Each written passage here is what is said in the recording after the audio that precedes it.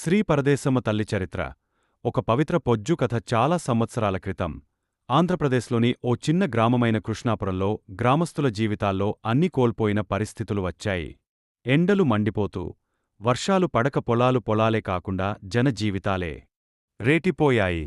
అప్పుడే ఊరికి దూరంగా ఉన్న ఓ కొండమీద ప్రకాశిస్తూ కనిపించింది ఓ అద్భుతమైన జ్యోతి. కొంతమంది కూర్చిన వృద్ధులు దాన్ని చూసి ఊర్లో చెప్పగా ఓ పూజారి ధైర్యంగా వెళ్లి ఆ జ్యోతికి సమీపంలో ధ్యానించసాగాడు. ఆ రాత్రే ఆ పూజారి స్వప్నంలో ఓ దివ్యరూపం ప్రత్యక్షమైంది. ఆ తల్లి చెప్పారు, నేను పరదేశమ్మ, ఈ ప్రాంతాన్ని కాపాడటానికి నేను వచ్చాను.